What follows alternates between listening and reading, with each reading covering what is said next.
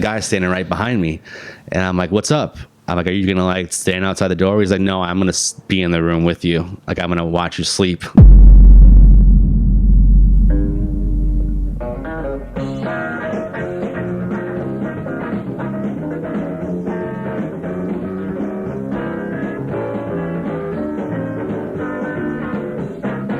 Hello and welcome to the latest episode of the Bad Times, Good Stories podcast, where each week I talk with a different guest about an awkward, embarrassing, or straight up bad time from their life that they're able to laugh about and have hopefully processed. My name is Joe Flanders, and this week on the show is Jason Sereno. He is a pretty prolific content creator. He's dabbled in pretty much everything. You can check out jasonsereno.com to see what I'm talking about. We also go into detail about some of the stuff he's got going on. But the two main topics of conversation are, one, the fact that Jason grew up a bastard. His dad was not in his life. And we talk about the effect that had on him as a young kid, and specifically the moment that led to him being incredibly embarrassed, but also the sort of happy ending, and the fact that he and his dad reconnected when Jason was 18, and turns out he had a whole other family waiting for him. He's got a bunch of half-siblings and step-siblings that he just considers family, and it's pretty cool how it all worked out, but definitely some awkwardness and embarrassment and shitty feelings when he was a kid about all that. And then we talk about one of the dumber choices that Jason made in his life, specifically at a high school anti-drug leadership conference where Jason did drugs. He talks about getting high at an anti-drug leadership conference in high school, and it's really funny, and the ramifications of it are kind of silly. It's a lot of fun. This episode's a lot of fun. So I hope you enjoy it. If you do, give us that 5 stars on iTunes. We are up to like 68 or 69 reviews. Amazing. Let's get to 70. Thank you to Rob Morris Yo and to Little Car 08. Much appreciated. Thank you so much for the nice words. It's not like I'm just looking for an ego trip. It's more about, let me know what you're doing when you listen to the show. And if you enjoy it, I don't need to hear about myself. It's just nice to know that people are listening and enjoying the show. So let's get to 70 before next week. How about that? Anyway, you can check out badtimesgoodstoriespod.com for past episodes, merch, and a link to that Patreon page if you'd like to support me in the show. And you can email me at badtimesgoodstoriespodcast@gmail.com. That's all I've got for now, so without further ado, here's my conversation with Jason Sereno.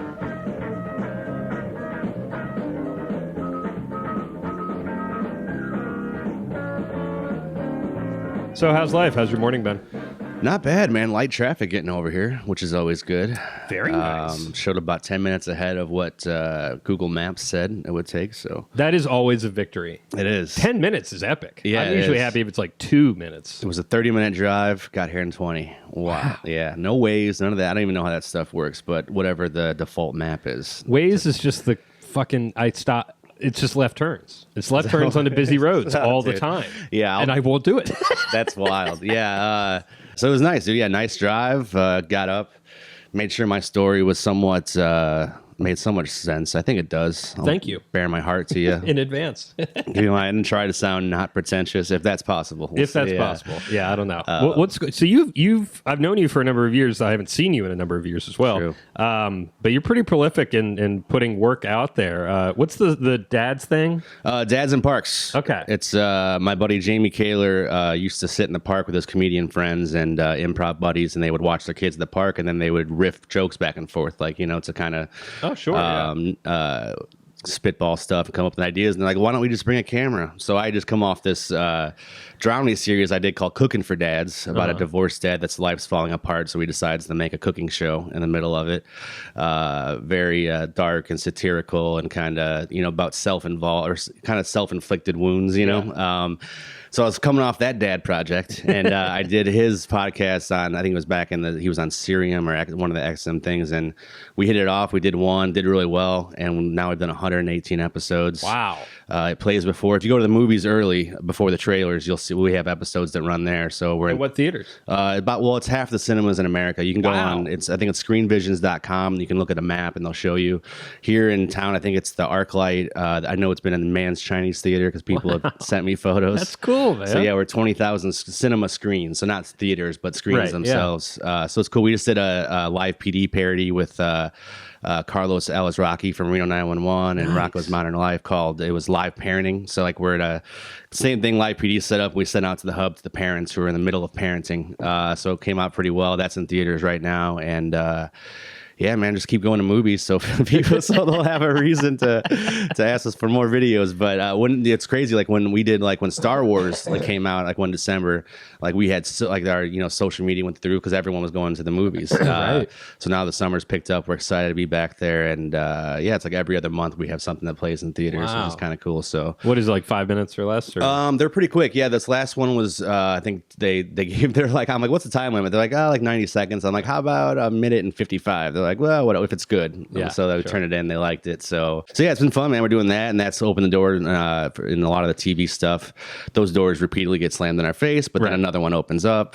So it's been I'm in the game. That's all I wanted to ever do is kind of be in that, and that's what we're doing. So can't complain. No. Well, you can if you want to. Yeah, no, I do. I do all the time, brother. No, let me tell you. Well, so I'm excited. We kind of came up with a theme on the spot of things we can control and things we can't control. Absolutely. Everything that you just mentioned, things you can't control, you're creating your own career, which is really awesome. But I guess there's a question, or I don't know what the word would be. Shitty situation, questionable. It's just not traditional. Let's say that. Yeah. Okay, so I guess there is a non-traditional situation you could not control that you're going to dive into. Yeah. So I think I thought about I've definitely been through some bad stuff, and some of it is not. It's darker than other stuff, but I think we're at all kind of the origin of any pain. I'm not really, I don't want to say it like that, but there was definitely something I overlooked. I was thinking about stuff and I was like, wait a minute, I grew up a bastard. Like really? Yeah. So in a small town too. So I think it's different maybe if you're in a big city and you can get around and, maybe it's not so tight knit, but everyone knows everyone. I grew up in a town of 800 people. Oh, so everyone knew your situation. Yeah. So I was I was the best. Well, there was more than one. I'm sure there was a few. Sure. There's a lot of wedlock kids all the time. But yeah, so at some point, at an age, you realize you watch TV and you're like, wow, most other kids don't live with their grandparents and their mom. They other kids have a dad, and I kind of knew things were different. They weren't the way that other people grew up. But I didn't think it was bad or I was, until I got to school. Okay. And then you start to meet other kids and you realize they're like, what's your dad do? And I couldn't, be like, I'd make stuff up. He's a barge worker. and they'd be like, oh, okay. Or he's a truck driver. Were there a fair number of barge workers in your area? There's if not, that would be the most random loss of lie ever. There is the Illinois River. So yeah, that's the thing. So one kid was like, oh, my dad works in a barge. Which one? And I was like, the one that goes west. I didn't know what West to say. Barge. And my father's in the arts. He's a singer, so he's done mostly Broadway type stuff, and also some rock and roll back in the day. He was in a rock band and stuff. So, but when you're in the Midwest, and you don't want to say he sings show tunes, so he was an opera singer. So I grew up thinking my father was which he does some opera stuff, but he's not So did you know that then, who he was and what he did? Pretty much. Did you learn that as you got older? Yeah. Anytime I had a question, my mom would answer it, you know. Okay. But when I got to school is when I first kind of and I was kind of I think I was I don't care, whatever he does, it doesn't matter to me. It's me and my mom, right. It's kind of us against the world type thing. And also my, relatives, uncles and aunts and stuff helped out. I had an uncle that would drive me to basketball practice, an aunt that would pick me up and take me back. My grandma was one of those babysitting grandmas. So when you're at work, she would, watch the kids. She loved it, loves all the grandkids, but it definitely it took a village. My mom worked full time. She ended up going back to school, went to college, and now works in HR, has for years, doing really well. But when you get to school, I had a friend named Kevin, and I remember him probably in kindergarten is why don't you have a dad? And I was like, I remember too, like it also is kind of the genesis of my bullshitting, like being, I was like, well, lots of kids don't have dads. I mean, you've seen, there's other people that don't have dads. It's not a weird thing, but I mean, it is statistically, it's not, probably maybe even more common now, but yeah, so it felt like those questions kind of started to pique my, like, oh, maybe I'm not, maybe this is different. And it didn't really, once you get to school, you hit that. And then I would tell these kids, my dad works in a barge or whatever. And they would come back like, no, I talked to my mom. Like, your mom and dad were never married and your dad lived in California. And what is kids' fascination with your living situation? Well, because they caught me in a lie. They're because, their parents knew my mom. They knew the situation. They were old. They lived in town, in a small town. So they all knew that my dad wasn't a barge worker. So I was like, yeah, so that was the first part where, and I really, and once I found out, like I asked my mom, and, my mom's a great lady, she taught me, music, how to throw a baseball, she was like my mom and my dad kind of put together. Yeah. And she told me the one thing I always remember, which is actually pretty poignant, especially when you're a kid, she said, you're an accident, not a mistake. So I took that to be like, oh, there's happy accidents. Yeah, it can be, I wasn't planned, but that's okay. So yeah, you get to school and, you started hitting those things, and it didn't really land on me until they had this thing at school called Bring Your Dad to Lunch Day. Oh. So, and I thought, I'm like, maybe I dreamed this. Maybe it wasn't real. Maybe it was like Bring Your Parent to Lunch Day. And I looked it up, and they still do this in schools all across the country. Yeah. It's like Bring Your Dad. It must be a Friday before a holiday weekend, like before Casimir Pulaski Day or something in Illinois. Yeah. And so I remember that day coming and dreading it because my mom had to work, couldn't get off. My uncles and aunts, no one could come and kind of hang with me. So I went out to lunch, and there I am, like by myself, like thinking like, wow, it was so embarrassing. I remember being that kid. I think it was probably second grade. I was going to ask, second or third, something like that. I think it was right around there. And I remember it was like, looking like at the lunch, when you go to the lunchroom and you're looking for a place to sit and there's all the cool kids, it's kind of like that times 1,000. I was like, wow, I am different. I am kind of inadequate, in a way, because I don't have a father who's here. Luckily, my friend Kevin, who was there with his father, Tim, they let me sit with him. But that 30 seconds that I was, whatever it was, it felt like it was forever. Yeah.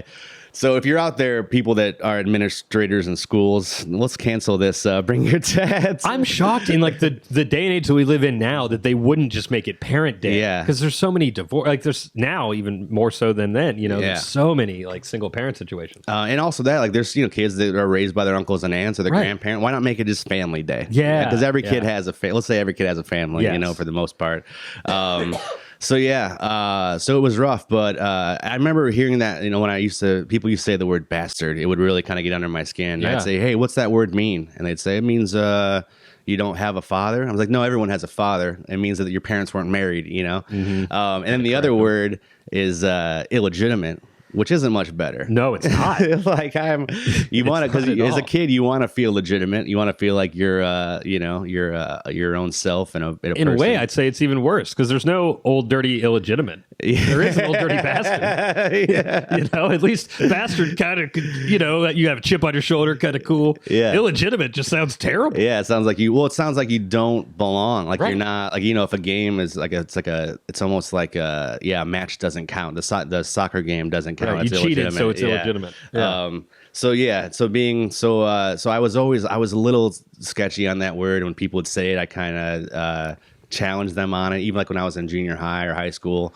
And then I kind of got cooler. Like I use it now all the time. It doesn't, because all it is a word. It doesn't really matter. Right. I've definitely used it. I've written it and things. But like by the time I got to college, my buddy Jake would introduce me. It's like, this is Jason Sereno, the bastard son of an opera singer. Oh. And and they'd be like, oh, really? And they talk. And that's a conversation starter. It's something. Yeah. 3 out of 10 girls might have, taken notice. The other 7, like, so what? Who cares? Yeah, right, why were your parents married? But so I think so at first it is that when you're growing up and you think I'm different or I don't fit in. There is that, you know, that one moment stuck out to me, like being like it. I was so embarrassed. I was like shook. You know, I was almost like in shock. Like, what do I do? And luckily I had my friend's dad was there. His name was Tim, great guy. And then unfortunately, a few years later, as my mom was getting married to my stepfather, my friend Kevin's father, Tim, died in a car accident. Oh. So I thought it was really unfair that here I am, you know, never really wanting a dad, like never asking for one and getting one, and then he lost like the best dad ever, like in the same year. So it was rough. But his name was Tim Walsh, great guy. He's been gone for like had almost 22 years probably, but I won't forget, you know, that day where he helped me out. Like he saved the little bastard kid running around the field, you know, with his sack lunch. I always have and even now, like when I write, I'll write characters. A lot of times, like character names don't matter, you know, like it's like whatever, Veronica, who cares? You've never met a Veronica, but you're a writer. And so I always try to slip a Tim Walsh in there whenever I can, when it's a good character, someone that, you know, might not be a central character, but I try to put that in. So no, I did the same thing. I wrote a horror film that's out now, and there's a professor character, so I named him Professor Crawford after my mentor from college, Wayne Crawford. Nice. Who, he wrote Valley Girl. Oh yeah, that was his big claim to fame. Hell yeah. But yeah, he passed away a couple of years ago, and the guy playing this character was Todd Rundgren, the musician. Oh, so it was pretty cool. He's like, hell yeah. You know, he's referenced a character in the movie says, Professor Crawford, what do you think? And I'm like, yeah, Wade. Hopefully that makes you proud. That's awesome, man. Yeah, no, it's little things like that I think they're cool, and no one else will really care. But you know, it's those who do will be like, cool, man. Exactly. Well, to track. So when the kid called you out for lying, like you mentioned, like what was your reaction? I must have rolled with it, man. I've always been kind of quick-witted, I think. I won't say I was living a lie, but I was definitely lying to people about you know, like what my father did and where he was. Did you have any relationship with him growing up? Not. When did you meet him? Not so. So when I turned 18, I reached out to him and I said, "Hey, I'm going to college next year, and I want to meet my dad." You know. So that happened. I flew out, met him. I found out I had 2 half sisters. Wow. That are now 20 years old in college. Hello, Bridget and Charlotte, if you're hearing this. They're on full rides at their school, so we're very proud great. of them. But yeah, and then I also have a younger sister, Natalie, that's 14. So I've got 3 half sisters. I've been going there for Christmas because the kids are younger. I wanted to. I've been spending a lot of holiday time in California. Now my family were all older, and my mom's side and my stepbrothers, or I just call them brothers. They're my bros. They're all spread out across the country for the most part. So it's tough. We don't really get back there as one group a lot, but I wanted to be there for my sisters as they, you know, for Christmas and their birthdays and stuff. And they live up in the Bay, so it's a 5-hour drive. It's not too bad. Not bad. But yeah, so I reached out to him. Then after I did that, I realized I had this whole, you know, he's got like 12 brothers and sisters. So I had all these other aunts and uncles that I'd never met, you know, before, that like an hour away from me. So I got to meet them, and now I'm kind of got both sides of my family are filled up. So yeah, it seems like people that are in the situation that you are either want nothing to do with the estranged parent or very much would like to meet them. So was it something where growing up, did you want to meet him before you were 18, or was it kind of just out of sight, out of mind? Was there any hostility towards him for not being in the picture? No, I mean, I'm sure deep down there was probably some like, you know, you didn't think I was good enough, you know, something like that, some weird kid thing, but not so much in the front of my brain. But yeah, I was kind of like, it's me and my mom against the world, you know. Mm-hmm.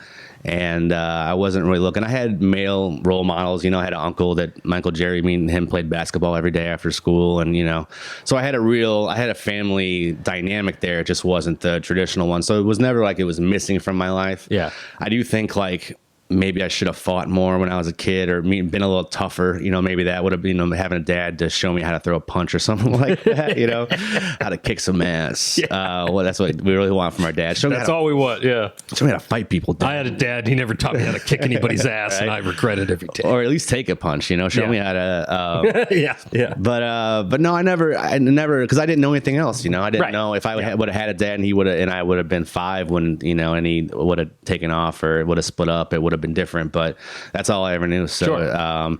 And also it made me very self-sufficient. I had to get up.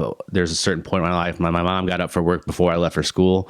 So like when I was in, like second grade, I was making myself breakfast and getting up in the morning. And like like not like an adult, but like a lot of kids don't have to, Right. because if I didn't get up and miss the bus, I wasn't going to school that day. There was no mom like hitting me over the head, like get on the bus.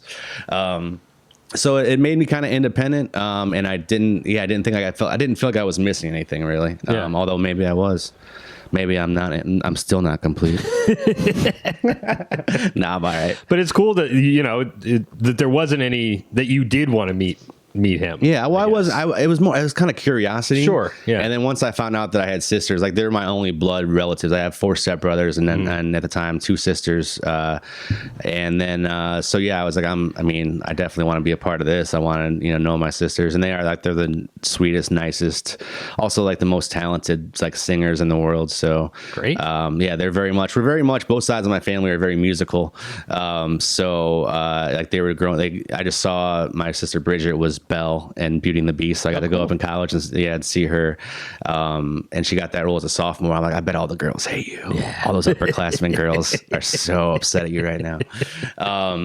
But yeah, so and that's honestly my favorite role, family wise. I think I'm an okay son, I'm an okay brother. I'd say I'm a pretty good brother. But yeah, being their big bro, and there's such an age difference. Like I'm 21 years older than my sisters and 23 years older than let me do that. Oh wait, no, I'm 18 years older than my oldest sisters and 23 years older than my youngest sister. Yeah. So like there's one time when their stepmom and I were walking with them and they go, oh, like they thought that me and her were a couple, and she thought it was the best. She's like, oh no, he's actually 20. He's my husband's son. So actually I started as an only child, as a bastard. And now I'm the oldest of 8 kids. Wow. So between my haps and my steps.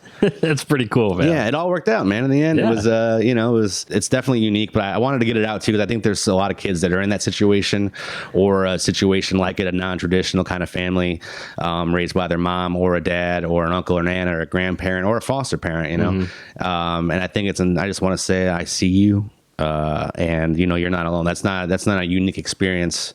You might not see it in like TV and media and stuff like that or movies, but there's definitely, we're all out here. There's a lot of legitimate, illegitimate kids in the world. For sure. Yeah. Well, everything you've said leads me to believe you're just an upstanding citizen who does no wrong. But apparently, you got yourself into some hot water. Well, like I said, the first, this is an all-time bonehead story. It's famous. If people knew, it's not a lot of people know about it because it was kept under wraps. And I'll get into some of the politics of it later. But as I said, growing up in Illinois, there wasn't in Mazan, where I'm from, it's 800 people. You have to drive to the next town to go to Walmart. You have to, there's not a lot going on. I mean, it's and I love the people there, but if you didn't have a bicycle and like 5 friends, you're gonna be bored. There wasn't a lot going on. Couldn't see the theater. I couldn't go to an improv show. Right. So we partied. Now I had grown up kind of a chubby kid. That's another reason probably why I wanted to be funny or entertain people. I wanted to fit in because I was a little fat ass. Me too. Me too. But then so I went to this small school. My mom got married. And I went to Joliet, Illinois for a year. Went to school there. My sophomore year in high school, I played sports, and the whole time I was playing guitar. I wanted to, guitar became like it was basketball, football, and then guitar was the one that was year round. I was playing guitar. I wanted to get really good. My mom was in a band. I knew a bunch of guitar players. I wanted to, and I also thought, I don't think I was in it like for the girls at first, but you realize like, oh wait, like this is definitely, it puts me up a step. If you can sing and play guitar at the same time, like that's when you get like, they start like, oh, he sings and plays at the same time. Like that's multi-talented. This is a good little 8th grade guitar player here. So I became the guitar playing kid. I was the one. I wasn't super great. I played mostly rhythm because you can't really play lead and sing at the same time. Some people can. I can't. But I was doing like Tom Petty songs and stuff like that. started writing my own, but I kind of got this, and because I went back to my original high school from Joliet, I kind of got like that, people thought I had that big city vibe. Now Joliet's like 100,000 people. Sure. And it's also like the people from the city, when they talk about rednecks, they talk about Joliet. And here we are thinking that Joliet's, it's got a mall. That's the city. You know, that's like a... You've made it. Yeah, we're in a suburb of a suburb of a suburb.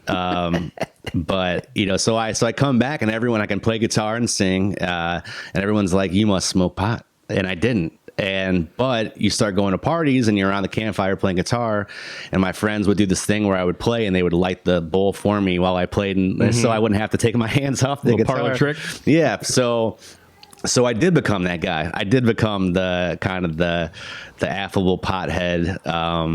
I like to bridge the gap between like the jocks, and we had these people called like the brick sitters, who are just people that sit on the bricks outside of school, you know, brick sitters, waiting for the school to start. Yeah, wearing Jinkos, you know, and as you do, which apparently are making a comeback. Oh, thank God, because I got a lot in my closet that I've been waiting to pull out. They've just been waiting. My girlfriend showed me, like, they have an Instagram page, and I think they've just been waiting for the 90s to come back, and now they totally are. Oh so my like, God. we're ready for you. Hell yeah, dude. Call up the Juggalos. Get the Tamagotchis ready. Anyway, so I lived this kind of dual life. All my friends kind of knew now I'm smoking pot, playing guitar. I'm the, you know, chill guy. But in school, they still think of me as like Jason, the president of the art club, and I was like president of 9 clubs. I just wanted to be out of school as much as possible. Me too. So here I am, like, you know, I'm cool with like my favorite people in school are the lunch ladies. So I'm hanging out with the lunch ladies. I'm that guy, but I'm also like, you know, getting stoned before school every day and just like walking in, like knowing probably the teachers don't have good weedar because I was high all the time and no one knew.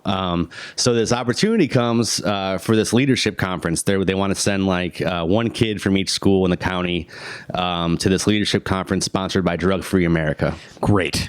What's the worst that could happen? And all my friends are like, you know, dude, you're going to bring weed and you're going to get everyone high, aren't you? And I'm like, actually, I'm not, because that'd be stupid. Yes. I'm not going to bring marijuana to, and also I was sponsored by the state's attorney's office. Oh. So keep this above board. Yeah. So I'm like, I'm not going to do that. That would be a foolish mistake. So I'm just going to go there. I'm not even bringing my guitar. I'm not even in party mode, guys. I'm going to go learn.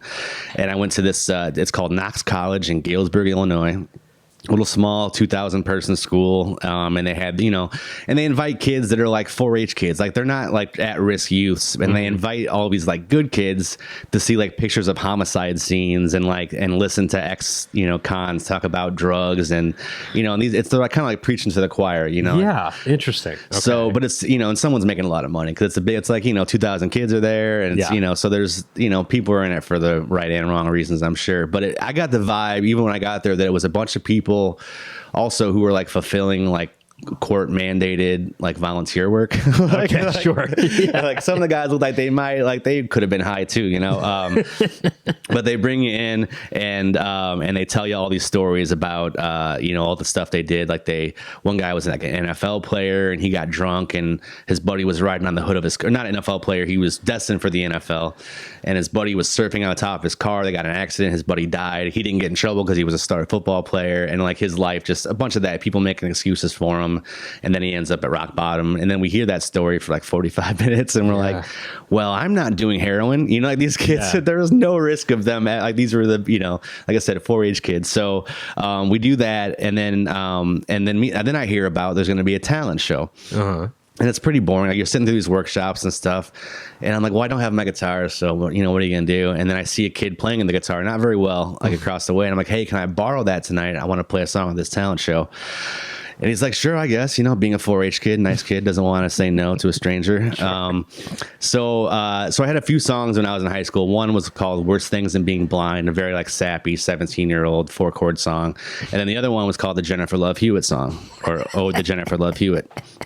which I wrote it from my little brother's perspective. He was and actually looking back now, it's smarter than I realized, because I took Jennifer Love Hewitt's career and then made jokes out of the names of video or movies she was in and stuff like that. So, but the idea was that it's a sweet love song, and then it has a dark underbelly at the end that comes out, because everyone that's obsessed with these sex symbols, it's like, oh, she's so pretty and so cute. My little brother did like, kind of like, not verbatim, but he was like, oh, I love her. And he's like, I'd love to blank her in the blank. Yeah. And he was like 5 years, maybe 6 years old. In his defense, he probably heard that from me and my friends. Yeah. But I wrote that song like in a like 20 minutes. I wrote the words and to most of it, and it was like my closer all through college. People wanted to hear it, but I don't know if they ever got the satire of it or what it was really about. But so I'm like, I'm gonna play this song. So I play the song. And it's like, first time I saw you on Party of Five, I wanted to be Billy Salinger, but I never cheat on you and I never drink and drive. Like all, relates to her career and stuff. Yeah. And it goes great, like standing ovation. Like, and that's like one of the first times too, where I've been like, oh man, applause feels good. Wow, that's, that's a powerful feeling. So I play the song. It's great. I'm like, there's like one blonde girl that's really pretty, and then another brunette, kind of more tougher chick, and they're both like into me. And I had been a chubby kid my whole life. So once I kind of hit high school, I grew up a little bit, had a growth spurt. So I started to look like, non plus size person in high school. So I wasn't used to that much attention. I'm riding high. And anytime I've ever done something really dumb, it's been like, like, oh, I feel real good. Like, let's go do this. And then something, like it's always self-inflicted. So I'm walking back to the dorms they have us stay in. And I get this, like, hey, I hear it from around me, and we'll call him Trey. Let's say his name was Trey. Great. City kid, one of those kids in high school that's like, built like a man, like he's been lifting weights every day for, short little haircut, wearing like mesh shorts, basketball. I think I'd seen him. We played basketball at the thing before, at the conference. They had like a, free time and stuff. Yeah. And he goes, hey man, he goes, you smoke? And I was like thinking, like, this is, who is this guy first? He's a little bit older than me. He's a few years older. Yeah. Is he a narc? And I to this day, I still say the same thing I did that day. I was like, why, you got some? And he's like, man, I could tell you smoked the second you started playing that guitar. I could tell you were a smoker, dude. I'm like, oh my God. Like, if you can tell, then what about these other people? Right, Yeah. So I'm like, yeah, I do. He's like, well, if we can find something to smoke, like, we'll be good to go. So I do the old pop can trick, take a pop can, put holes in it. And we smoke. And first night, as we were chilling. He's a cool guy. I'm like, hey, thanks, man. I go back to the dorm, and there's this kid staying with me who's a few years younger than me. We'll call him Ben, just for the sake of the story. And if there's a hero of this story, it's Ben. Okay, Ben. I owe him my life. Where did you and this guy smoke? Just out on the campus, like around like bushes and stuff. And then which is also like, here I am thinking like, he's like I'm smoking weed at college. Like, no, people in college don't smoke on the ground. You're not in college smoking. You go to your dorm or your room. Exactly. So I hear it, I'm like, dude, I'll be doing this in 2 years when I go to school, at Northwestern, wherever I plan to go when I was So we smoke, come back in, and Ben smells something, and his curiosity is piqued, and it's like, Jason, what is like? Are you on drugs? And I'm like, honestly, dude, like, I smoked a little marijuana. Okay, it's not a big deal. And he starts to get like real inquisitive about it. He wants to know about weed. So it's almost like I'm teaching him. So I'm laying there in bed high, and I'm like, yeah, you can. There's like indica, which makes you tired, and sativa. And I'm telling this like 12-year-old kid the ins and outs of weed. And I'm like, but you shouldn't smoke it. Like, first of all, you're too young. Second of all, just you don't want. It wouldn't be good. Yeah. So next night comes along. I'm still like a high profile person at this leadership conference. The Jennifer Love Hewitt guy. Yeah. Like, oh my God, you really love her, don't you? And you can look. That's on YouTube, by the way. I redid that video years later, but I gave myself a bowl haircut and made it look really weird because I couldn't. It'd be weird to have a 30-year-old guy sing that song, right? So I did like this channel takeover. Chad. It was Chad's summer, and I did it then. But you can look it up. Oh, the Jennifer Love Hewitt or the Jennifer Love Hewitt song. You'll find it. So me and the guy, we smoked the next night, and it's our last night there, right? Yeah. So we're hanging out, we're smoking. Come back. I'm sitting there with Ben. We're just chilling. I'm telling him more about weed and how he shouldn't smoke it, but it's awesome. And I get a knock on the door. And so I'm like, who's knocking? It's like, probably it's 1 a.m. at this point. And I open the door. It's one of the ex-con guys, one of our chaperones. Yeah. And he's like, "Hey, can we talk to you for a minute?" And I look at Ben, and he looks at me, and I'm like, "Oh shit!" So I walk down, and there's Trey, sitting there with all these other sitting there with all these other advisors, whatever you want to call them, these guys who are doing their court-appointed community service, forced volunteering. Yeah. And they're like, "Hey, we saw Trey in the hallway and he smelled like weed." And they look at me and I'm like, "God damn it, Trey." Like, "You're smoking what? Where? Like, what do you come on, man." Like, and they look at me and they're like, "He said he was smoking with you too." And I'm like, "Oh God." And at this point, whenever when you're a kid and a authority figure comes at you, whether it's a police officer or a teacher, they know how that shit works. Like, they know. So, but even then I was like, "Well, Trey's lying. I didn't smoke." And they're like, "Well, we think you did." And I'm like, "Why?" Is that because you look high? I'm like, "I'm not high." Imagine being like a 16-year-old kid and telling "I'm not high, guys," and being stoned off your ass, And they're just kind of shaking their heads like, "Dude, I've seen people high." We've been to prison, right? We've been around. So I like, the sweat's beating down my face. Trey's crying. He's bawling his eyes out, and he has a good reason to cry, because it turns out that Trey's dad operates the largest rehab center in the Midwest. Oh. And not only that, but Trey is in charge of 20 kids, 10 to 12-year-old kids who were there with him at the thing. So if he gets busted, he's in trouble with his dad, and these kids who he brought, who look up to him, are going to be, "You're supposed to be a leader, Trey. What happened to you?" So Trey's crying, and they're like, "Hey, we want to go up to your room." So they take me up to the room.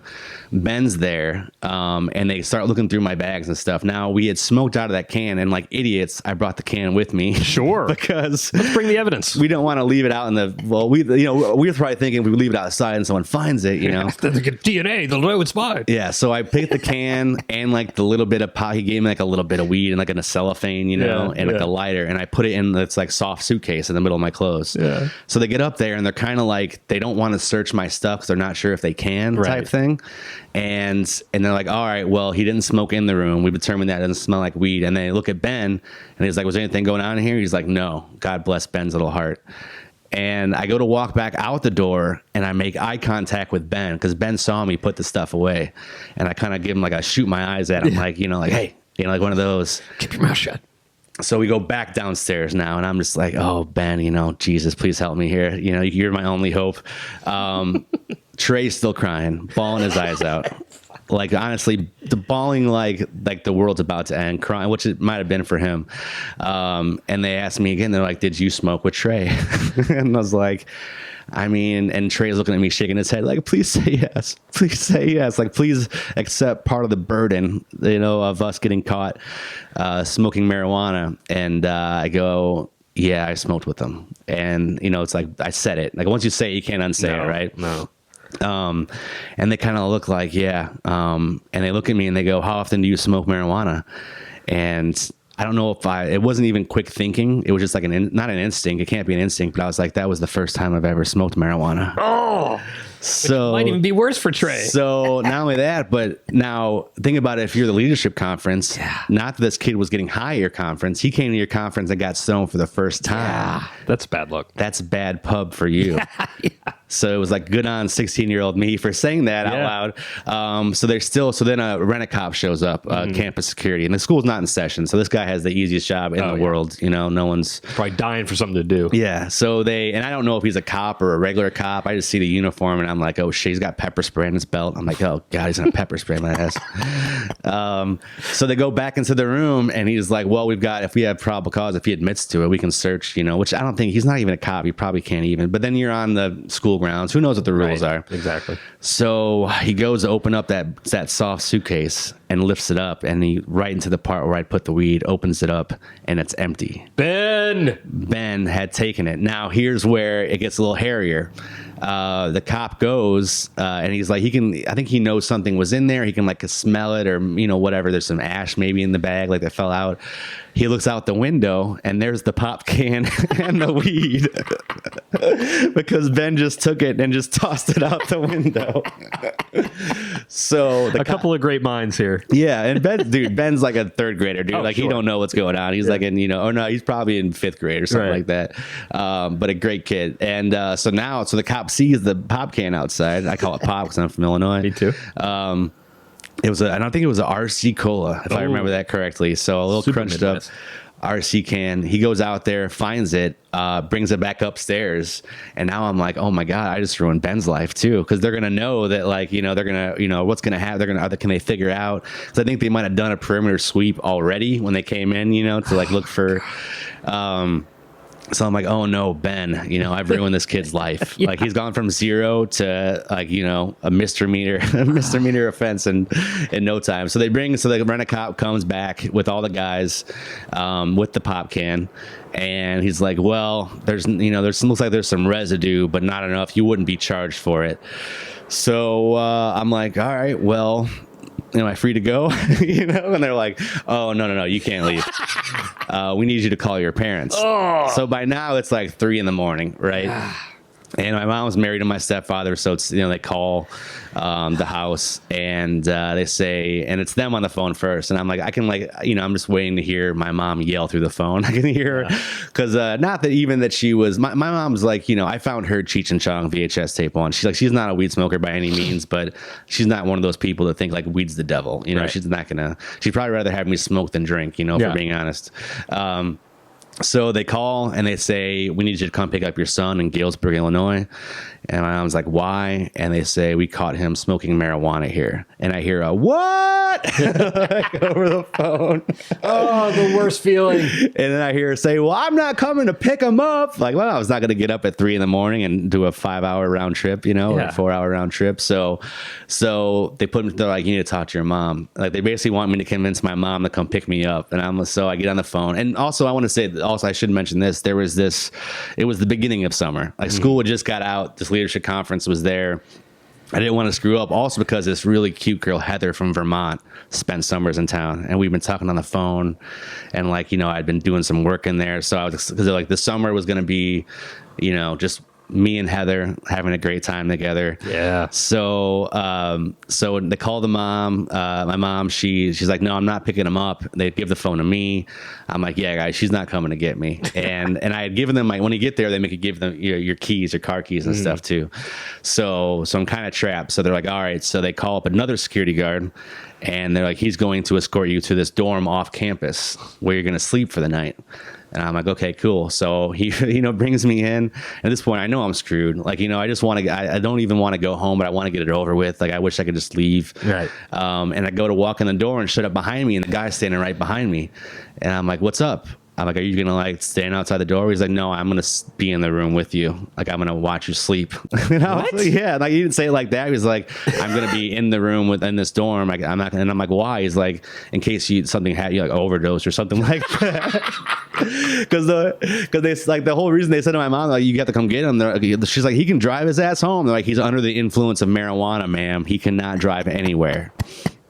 So there I am, sleeping in this room with the security guard I just met, watching me sleep. This is when that's wow. Okay, that's fucking weird. They didn't want me to overdose on the marijuana. Do they understand marijuana? Yeah, also, I feel like the windows too. I was on the second floor. I couldn't have got out, and if I got out, I had no car. What am I gonna do? Live on the street of Galesburg, Illinois.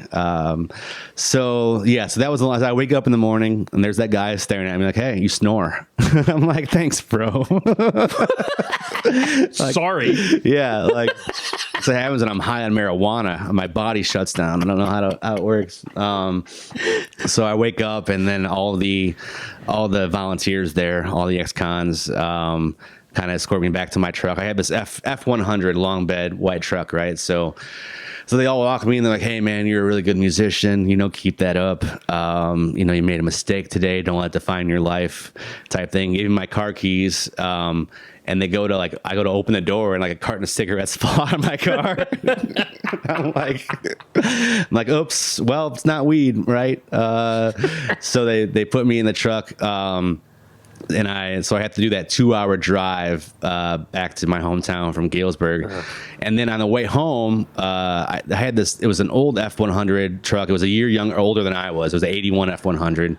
And it was starting to get a problem with overheating. Yeah. So on the way home, every 20 minutes, it starts to overheat. I had to stop at a gas station, wait for it to cool down, and then undo the antifreeze and like pour ice cold water into it because it's just burning through like everything. So I had to drive back home knowing that my summer was ruined, and then stop every 20 minutes because the truck was overheating. I called Heather on the phone. I said, hey, she's like, hey, are you going to meet me up? Like, oh, I'm getting in tonight. We should go out. I'm like, I'm not going to be able to go anywhere for a very long time. And by the time I was like, I got grounded for a while. I had a job, so I couldn't really be grounded. But Right. I think at the time I was like working at like Walmart or something, or maybe I was working at a flower shop. But my parents were kind of like, well, we can't like make you just stay home because you have to make money. So you can help us pay for your college, in a couple of years, basically. But by the time I had got ungrounded, Heather had, I think, fallen for another boy. And I look back now, like, even saying it out loud, I got busted for smoking weed at a leadership conference sponsored by Drug Free America. And now here's where it gets interesting. So not only the whole summer do I have to worry about it, but I got the state's attorney's office and my school that so I'm going to go back and I'm thinking I'm not going to be able to be science club president anymore. Art club is gone. Resigned in disgrace. Yeah. So I get to school, and the counselor who kind of sent me off, who actually went to school with my mom, I think, too. One of the counselors was my mom's counselor. The other one went to school with my mom. So they both kind of knew, they knew the family as well. I get there on the first day of my senior year. And they're like, so how was the conference?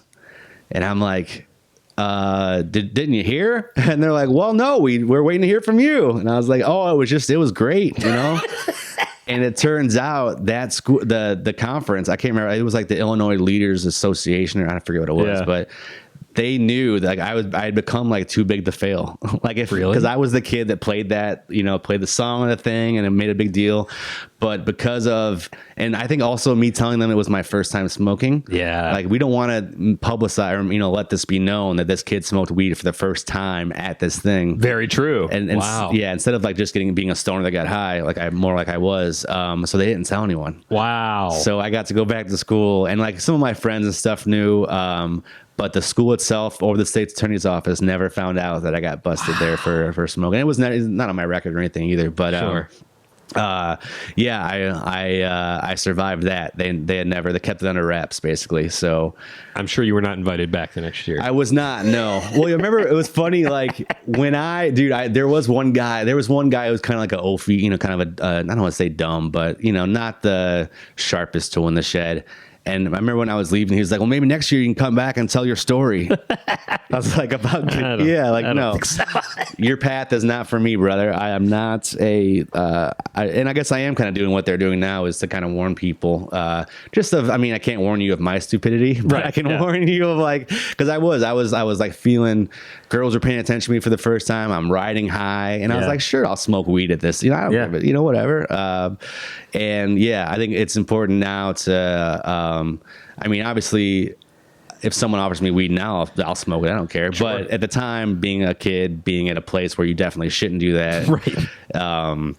It's like an all-time bonehead thing to do. So I think the hope is, as you get older, things like context come into play. Where it's like, maybe not here, where I am with who's sponsoring this event. Yeah. Oh, definitely. Especially I work with corporate sponsors a lot now. I'm a hardcore sellout. But it's always. And I used to there was a time in my life when I was doing a lot of stuff with Funny or Die, and the YouTube channel, we were doing stuff and it was always racy, never more than PG-13. But some of the stuff went close to an R, and I always worried about that corporate life versus the videos. And then one time I was in a meeting, and the CEO of this company leans over, he goes, hey, I saw that Pussyfoot video you did, hilarious. And I was like, oh. And then I kind of realized they're hiring me maybe because of this stuff, right? And not despite they've seen it, they can Google my name and see this stuff. Right. So there is I think I was maybe overly cautious a lot for some of that stuff, in the corporate video kind of world, branding world. but yeah, also when you're just like day-to-day life, I think I have friends that I'm too harsh on for that. It's like, dude, chill out. We're at you're screaming at a Buffalo Wild Wings at 3 PM, but actually Buffalo Wild Wings, you're probably screaming anytime you wanted to. Yeah. They encourage. But yeah, there is definitely, to know your surroundings and be conscientious of other people, I think is a big thing. Like, when I learned about like smoking cigars, I remember this old guy taught me, he's like, you never smoke it so it's a nuisance to anyone else. Right. Like, if you're smoking it and someone else can, smell it, doesn't like it, then you're not a gentleman. Gentlemen smoke cigars. So stuff like that, I always want to make being a gentleman makes people. I think it means making people feel as comfortable as possible at all times. So I always try to be a good host and stuff. And although I don't think you can expect that going to other places because then that gives you some expectations that aren't going to be matched all the time. But yeah, just be a cool dude and be nice to people and don't be a dick. I think that's the best advice to give to people. Just don't be a dick. Yeah, that's pretty much what I live by. Yeah, right. You're doing a good job, man. Well, thank you. Yeah. I just love to kind of wrap all that up in a way. Jennifer Love Hewitt saved you. Yeah. If we can take anything away from I do owe her a debt. It's funny. We that song debuted on Funny or Die, and they sent it to her. Like they wanted, because we were going to do this whole thing where I was like her stalker, and she did a live kind of telecast to kind of talk about it, and then I break in through a back window while that's going on. Yeah. We were gonna an April Fool's Day, and she was not into it at all. Oh. So, but I hope that I think she probably has heard that song because I know they tweeted it at her too when the video came out. Mm-hmm. But it was taking, her career is. I talk about like Ghost Whisper. I updated it a little bit, but we talk about I Know What You Did Last Summer and all the Party of Five and stuff. So it was using that career. She's got a meaty career, role she's been in. Can't Hardly Wait. Trojan War. Yeah. It's like House Arrest, Sister Act 2, Can't Hardly Wait for the Trojan War, Jennifer, I Love You type thing. Nice. But yeah, I do owe it, and I probably made a lot of money off her playing that song as well. So not a lot, but a few grand probably. Yeah, so nice. I owe her a debt. Yeah. Jennifer, if you're listening, I apologize for Chad. That was a dark summer in my life. It was satire. I was going after big ideas. But yeah, she did, man. God bless her. Anyone that talks bad about her, come see me. She's been a delight on the new season of 911. Oh, that's right. She's a dispatcher. Which is my new guilty pleasure. I love that show so fucking much. No way. It looked like the most cliche Fox show of just absurd situations and everything else. But somehow they actually pack some heart into it.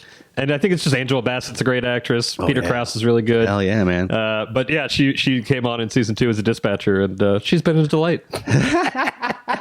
Real quick, it's funny because I have a similar story to yours. The context was different as it was at an art school where I ended up going to college, but it was a summer program for high schoolers. And it was like 7 weeks of filmmaking. It was awesome. We lived on campus. We each got to make a movie. It was really cool. So this was the first summer there. The last night of camp, my roommate and I snuck out to go to a TA party, which was college students. And we were like, fuck yeah, this is amazing. Yeah. The TAs had kind of embraced us or whatever. And I think they felt guilty. And I ended up being a TA there years later.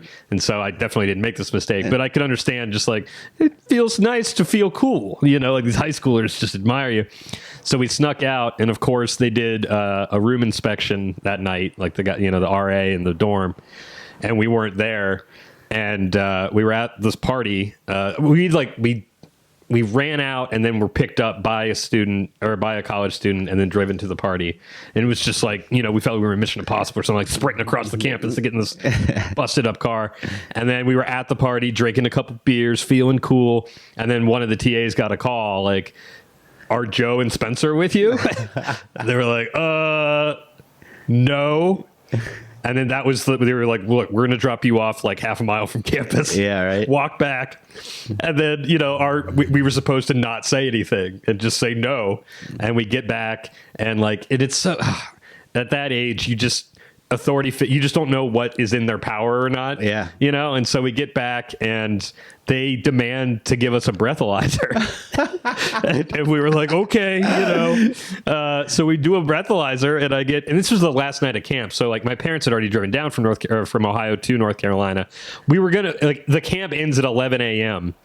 I failed the breathalyzer. I just ratted out. I'm just a complete I was at the party and I was just a complete douchebag. You didn't know any better. You were scared for your life, Yeah.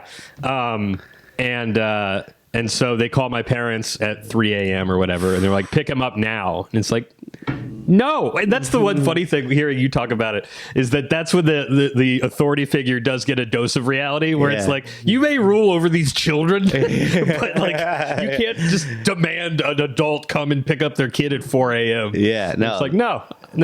So instead of 11, they kicked us out at 8 a.m. instead. So we just like missed like breakfast or something. Yeah. But and there was also a girl that I was it was like my first kiss, had been with her earlier that night. Oh. And like we were playing, like it was. You were riding high too. I was so riding high. I'm like, yes, this is the life. And but I was also super awkward as soon as like my parents she found out what happened. And so she came down and wanted to like see me. And then I was just awkward because my parents were there, and like I didn't go out to see her. And then like as I'm like leaving with my parents, she like gives me a note, like a handwritten note about like how much she cares about me. When you get out, look me up. Yeah, exactly. Yeah. And then I ended up going to college there, and she was a couple years younger than me. So she was like, they have a high school program there too. So it's not encouraged that you intermingle. Yeah. I was a freshman. She was a senior. We went out once and like kissed goodnight, and then I just never talked to her again. Dang. Which I regret because she was cool. Yeah. But anyway, yeah. I mean, I was always getting into stuff like that. We had an ambassadors program in high school that was like the like the alcohol free group. Oh, yeah. And I got busted at a party and like couldn't be in that. Oh. It was like the parents were out of town. They got home early, the classic scenario, and like everybody hid. I was in a closet, and then like my friend's dad came in and was like, "Everybody okay?" And I was like, "Yes, sir." And then I just vomited all over his shoes and passed out. Dude, you ever, speaking of partying, did you ever have like those parents? Now that I look back, I think it's kind of weird and creepy, but you always had that friend whose parents were cool with drinking. They're like, yeah, come over, get wasted here. You know? Now I look back and I'm like, I don't think, especially if a kid were to leave, even the next morning, get in an accident and it's your fault, like you'd be in some major trouble. But you're asking for a lot of problems. Yeah. And it's like, yeah, the kids are going to drink, but if you give them a safe place to do it, they're going to drink more. Right. Exactly. I'm like running a gun and like trying to like bribe like people 3 years older than me to buy booze and stuff. Yeah. Like I got a place to go. Shit. Like all right, we got a destination. We just got to get the booze to get there. So exactly. I think about that. Yeah. I don't think if I ever have kids, like I'm probably not going to be super strict. I'll be older first of all. So I probably won't give any more shits, but yeah, you got to let your kids breathe a little bit. But then once they do some stupid shit, like what me and you did, you got to hit them over the head. Like, that's definitely. Okay. Now you went too far. Cool guy. Yeah, and I think a lot of that too comes from maybe, I don't know if you're the same way, but I just wanted to be like liked. I wanted to be, like not the center of attention, but I wanted to like, have people see me and have good thoughts and, be like, oh, that's Sereno. He's a good time. He plays guitar. He's cool. It's a good time. Yeah. That was me. So going out of your way to do that sometimes will get you in trouble too. Like, hey, climb that thing. You know? Right? Yeah. Like, I was definitely the monkey for a lot of people, just because I was had such a terrible middle school experience. And then like most people, I think, but then, I went to a high school like where I didn't know anybody. I knew like 3 people. So it was like a chance to start over. And I was like I also tried out for the basketball team. Mm-hmm. However, I was so bad that the night that, the coach would bring each person in one at a time and let them know if they made the team or not. The kids who didn't make the team would get like a packet on like how to improve your shot. And the coach, when it was my turn, sat me down and said, "You will never play basketball on this court. However, we love your enthusiasm. Would you be a student coach?" Yeah, there you go. And, I didn't know anybody. And so I got to be the student coach for the varsity team. And so that was really where I had my first beers, because they would take me out to parties with a bunch of seniors. You were the buddy. You're the little buddy. Yeah. And I was just the one that they got, look at Flanders. I also had no first name in all of high school. Oh, yeah. So that's where it really started for me. Is I'm being embraced, and I'm drinking alcohol to be embraced. Okay, I'll just drink. Yeah. And I just went, my craziest drinking years were definitely in high school, and then I kind of calmed down, and now I hardly ever. But it was definitely just like wanting to be the fun guy, and I was. Yeah. And it was fun. And then, I could talk about this for hours, but basically there was a night where I woke up at a morning I woke up at a Hummer dealership missing my shoes and my cell phone and having no recollection how I got there. And then I was like, okay, all right. Yeah, a little too far there. Yeah, this is I'm playing with fire here. Well, like we're in that kind of the drinking corridor. Like there's that Illinois, Ohio, Michigan, Indiana. I got a joke for you.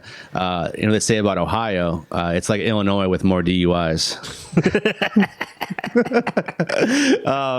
But yeah, dude, like if there would have been like, stuff to do, I would have done it. There wasn't. Right. So that time, like, we would have parties in the cornfields and do a bonfire. Right. And, that's what we did. Like we didn't, there was nothing else really going on unless you had one of those, quote unquote cool parents that let you light a bonfire in their backyard and hang out there. But yeah, I think it's so much like that youthful exuberance, and also feeling like you're confined, if you're in like a rural, even in the city area too. Right, because I was in Columbus, but still, so I didn't even have that excuse. I was but it's like that's what everybody does. Like and it feels like it tastes like freedom. When I got that 12-pack in my car, or my buddies and me get a 30-pack, and we go to that, or go to a kegger in the middle of the cornfield, I felt like, man, we can do whatever. Like, no one's here to tell us what to do. Exactly. We're drinking. And my first beers were High Lifes, which was just the champagne of beers. Yeah. It just felt so good. Yeah. That's not a bad intro one. It really is. Yeah. It could have been Milwaukee's Bastards, like whatever. Well, yeah, I did. Oh, dude, yeah. I drink a lot of Best Ice. Milwaukee's Best Ice was $4.99 for a 12-pack. There you go. Yeah. And then I drink like a 12-pack and then go to the bar. Like it was gross. That was in college though. Sure. Yeah, we would do that. Actually, ended up doing stand up for Budweiser. It's a fluke thing, which is actually kind of a bad story, because I got the job after a bunch of like interviews, and they brought me in a few different times to talk on the phone, talk to people, all this different stuff. They interviewed, like they said 500 people applied for this gig, but it was basically a one-man 45-minute show for Budweiser. And when they interviewed me, they're like, "Do you drink Budweiser normally?" I'm like, "Ma'am, I could have this job for 10 years and you'd probably break even like on the Budweiser I bought, versus what you're paying me." So I got the gig. I show up in St. Louis, and there's another guy there that also was promised the gig. Oh, so it became a competition between us for a month. Like we would like take tests, clean out shuffle out the lager tanks and stuff. What? Yeah. Like photo op type stuff. We'd have to memorize it. We wrote this thing. Originally, it was just going to be, I think, writing it. And then they're like, yeah, you can perform it too. And Budweiser liked him, and the agency liked me. So they brought us both in as like a month-long thing. I ended up winning. And then also this guy is more talented than me, but it was based off of Rob Riggle's stand-up called Lager Lessons Live. So I looked more like Rob Riggle, I think, is what it came down to. So having that background in partying, it did serve me well for that gig. But I always, and I'm just, not that I'm like I don't look forward to things, I don't get my hopes up, but I'm very much like even keel. Right. Even like I'll pitch a TV show, it goes great. Everyone else is excited. I'm like, wait till not even until you get the check in your hand till it clears. Yes, like that's exactly. when you can. I'm the same way. I used to be like, I think maybe it's that bastard upbringing, but I was like, I want to make a movie that lasts 100 years. Like I want to make something that, and then I kind of realized later in life is that art is really about enriching the lives of people like today. Like it's not about a legacy or anything like that. It's like, if you have a rough day, I want you to be able to come home and you can put on one of my videos and laugh for a few minutes. I think there's a lot of kind of power in that, and not like a power over people, but it's like a powerful thing you can do to make someone's day better. Definitely. That's the way I try to make the world, I guess, a better, more lighthearted place through comedy and storytelling. You and me both. Hell yeah, man. So if you watched or listened, then hopefully we made your day a little better. Yeah, a little. Yeah. Well, where can people watch your videos? Oh, man. Well, let's see. You can always go to jasonsereno.com. That's where I kind of keep my hub, all the stuff I got going on. I'm also posting friend stuff, too. So I'll put like this podcast up. And, cool. I'm hosting a show right now. EP hosts a show called Kill Your Content, where I convince YouTubers to stop making videos and live their lives. Nice. If you're in hypocrisy. And it's, I guess, having a show about telling other people to having a show about that is ironic, but me doing it is hypocritical. Right. But it's one of the things we explore. That's on Amazon Prime and also on YouTube. Dads in Parks playing in theaters. You can find that at facebook.com/dadsinparks. I'm doing a top secret project with a big YouTuber that I can't talk about, but it's a she. Oh. And I'll say that, I don't know if I can't say anything about that, but that'll be coming out. Yeah, it's good. She's really cool. I wasn't sure, because we've been around YouTubers and they can, she's a really cool girl. She's from the Midwest, definitely a huge following, and I'm excited to tell a story with her. And then what else? That's pretty much it. I'm getting ready just to pitch TV stuff, so I'm going to be focusing on stuff that doesn't hit the screen for the next couple of months, and then I'll probably, if all goes well, we'll go in development, and you'll still never see it. So terrific. Yeah. One of the shows I just got off the road with the Micro Wrestling Federation. Cool. So we were trying to package something together. Then there's little people that wrestle, and a lot of people go in with ideas about it. They're all not even wrestling fans. They're kind of going for the spectacle. But these guys are high flying, dude. Like one of the coolest shows I've ever seen in my life. So I just got off the road with them. They're opening up a new venue on the 19th in Pigeon Forge, Tennessee. Cool. So I might try to fly down there and hang out with those guys because they're a wild bunch. I bet. So yeah, I did an East Coast swing and a West Coast swing with them, which was fun to kind of go on the road and live in a big Winnebago for a little while.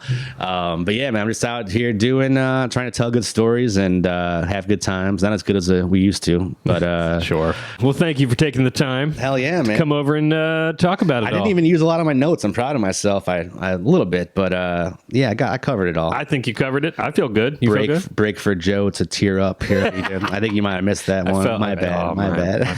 Well, thanks for coming on, man. Thanks for having me, brother. Appreciate it. Always a pleasure. Always. That was the episode. I hope you enjoyed it. Thanks again to Jason for coming on. And just a reminder, go to jasonsereno.com to see all the stuff he's got going on.